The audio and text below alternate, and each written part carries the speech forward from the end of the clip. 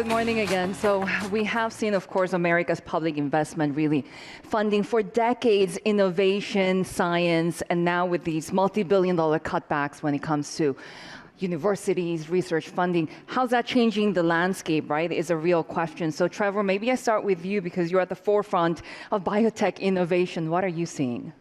Yeah, the funding environment's been pretty garbage for the last couple of years.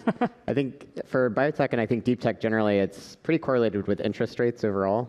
Deep tech, you can earn a lot of money, but it's many years in the future. And when it gets discounted back, it can be pretty brutal for you. It's getting a lot better now.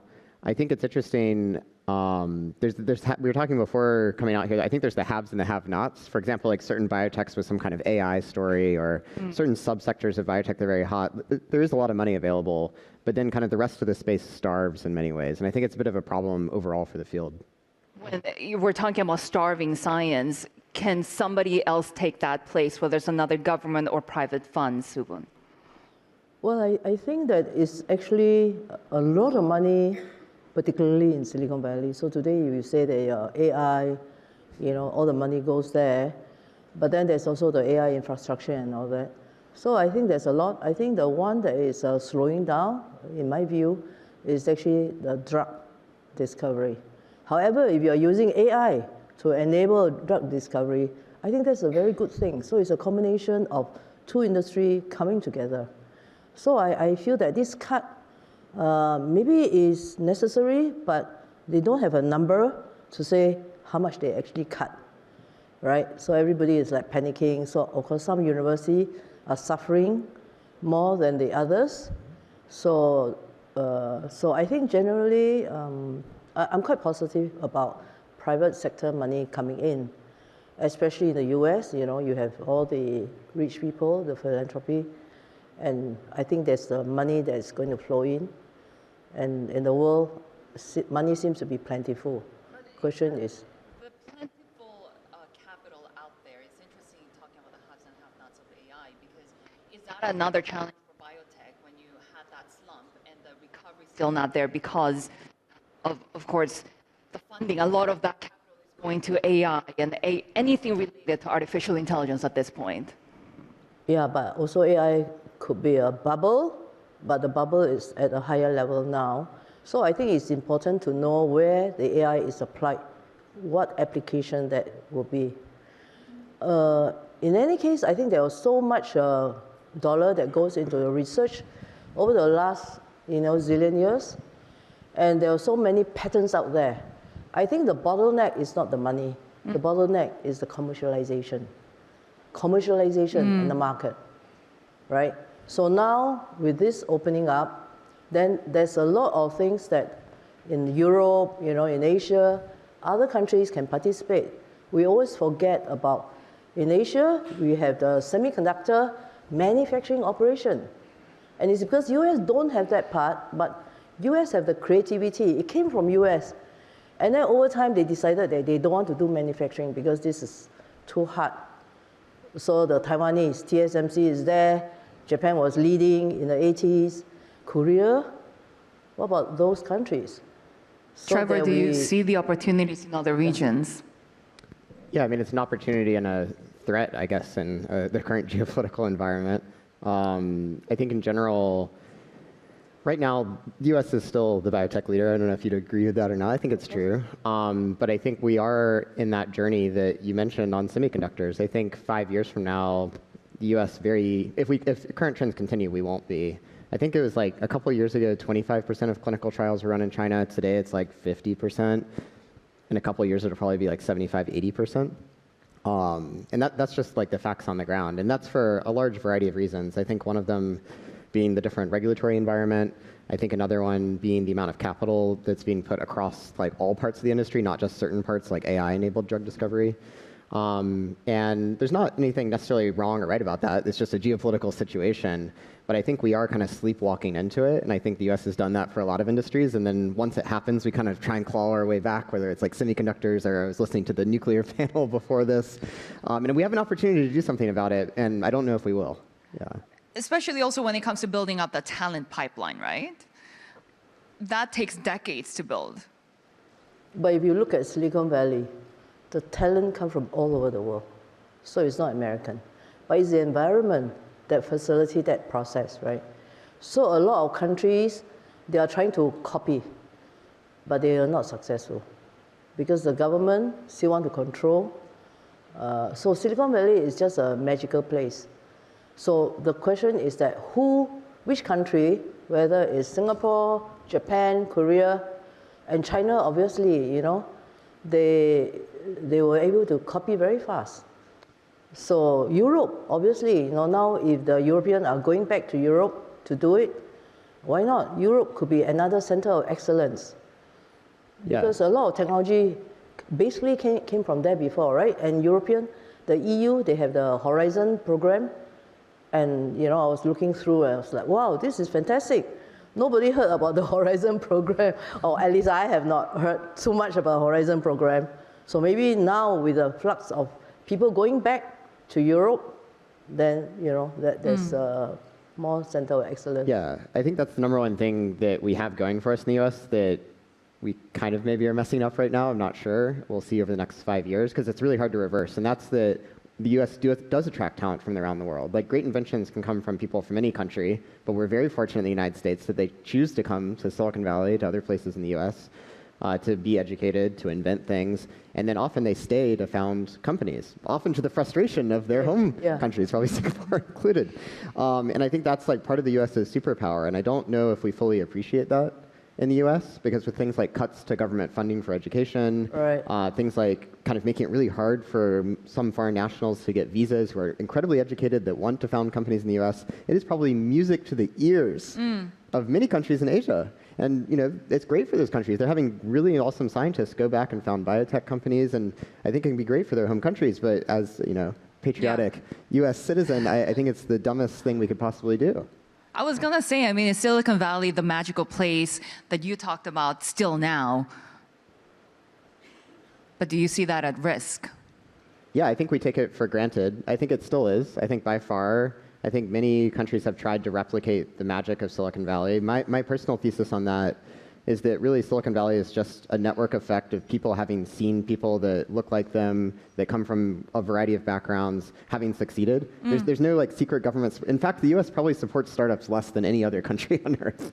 Like so many countries have like sovereign wealth funds and things that are constantly, you know, getting free space, and the US is like, oh, we're not going to do anything for you. But Silicon Valley thrives. Right. And I think it's because there's all these examples of companies that made it, that IPO'd, that were successful, that built drugs. And then the founders of those companies, importantly, stay in the region and reinvest and inspire the next generation. And it's really tough to get that from a zero start. So if the US loses it, we'll be in the same position as everyone else in trying to get that restarted. And it's really, really hard, really hard.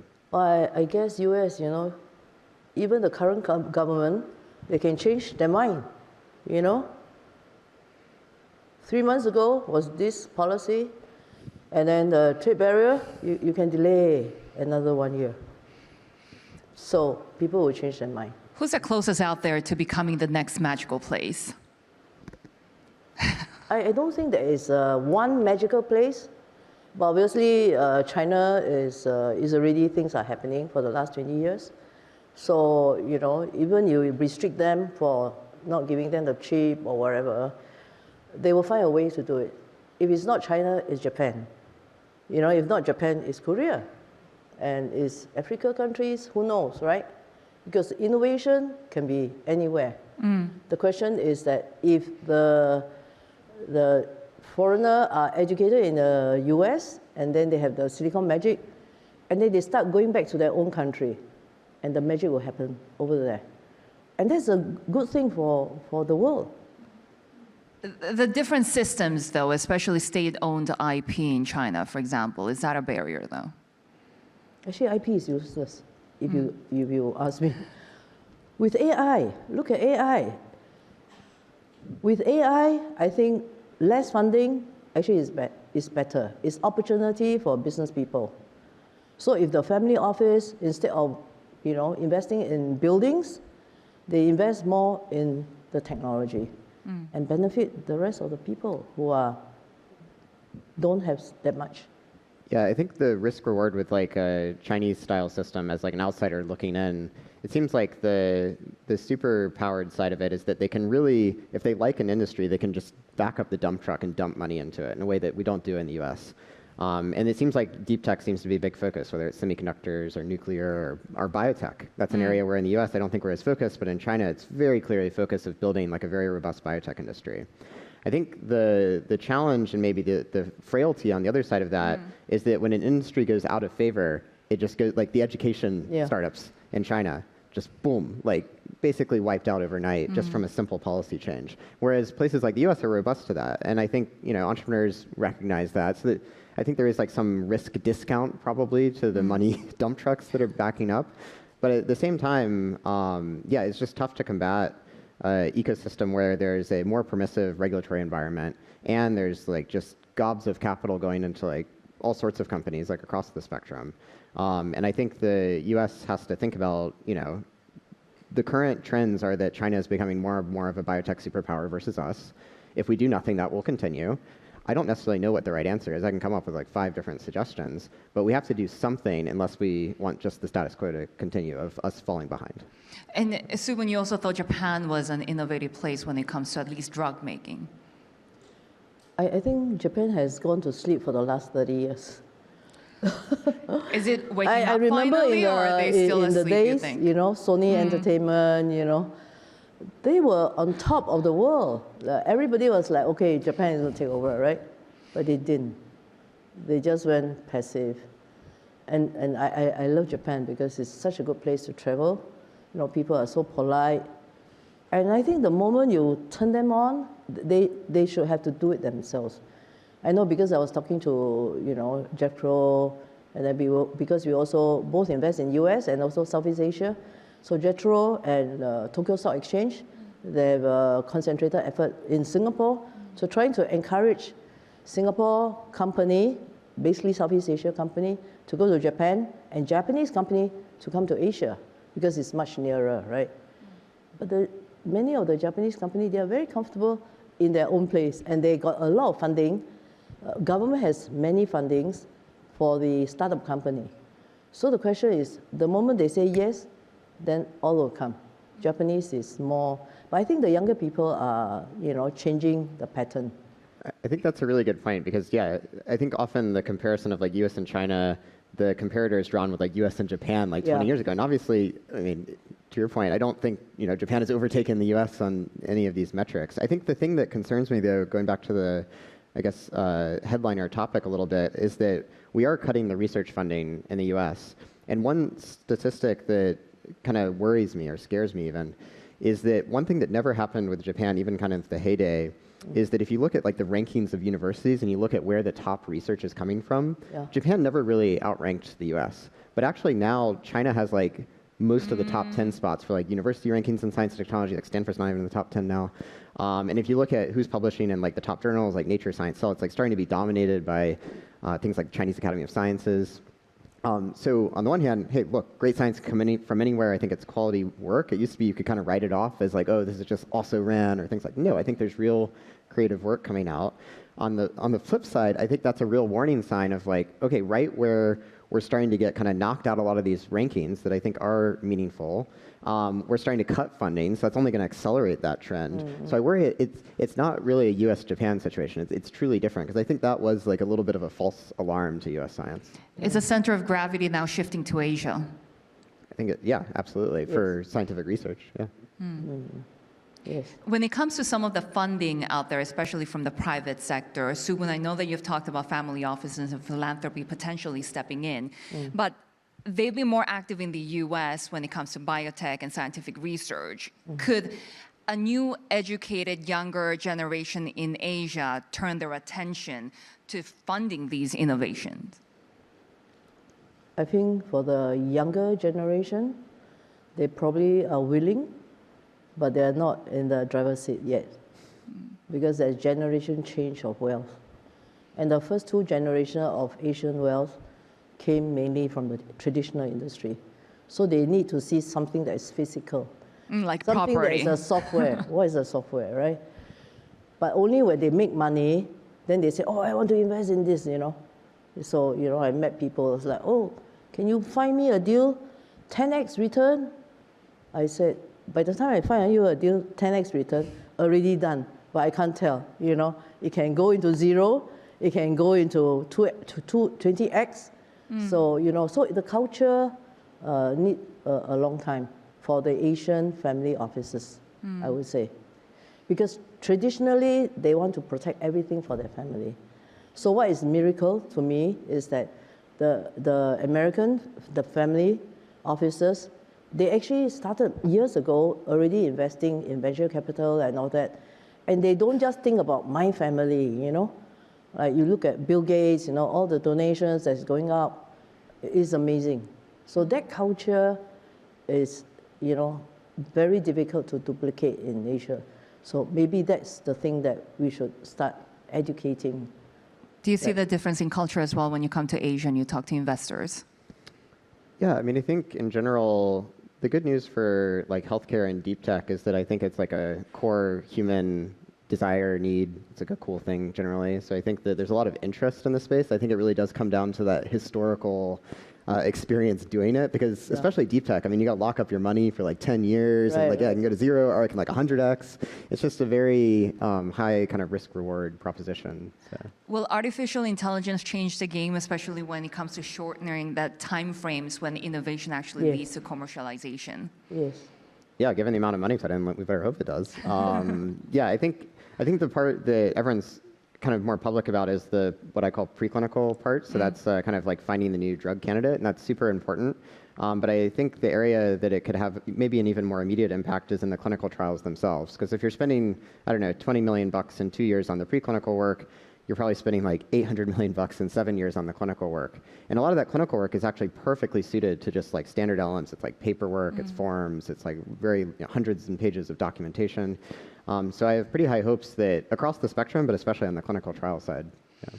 I want to ask a question to both of you. So as we're wrapping up this conversation, how do you fund the next wave of discovery, but do it responsibly, where you're actually balancing, of course, the commercial need, but also with purpose, and really leading to scientific innovations that will change the world?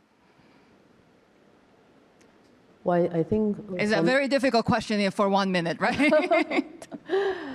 Well, for scientific, I think it will continue. I don't think that is going to stop it, because I think I'm very positive that private money is coming in, because AI is going to speed up the time of development for, you know, scientific discovery to be more commercialization.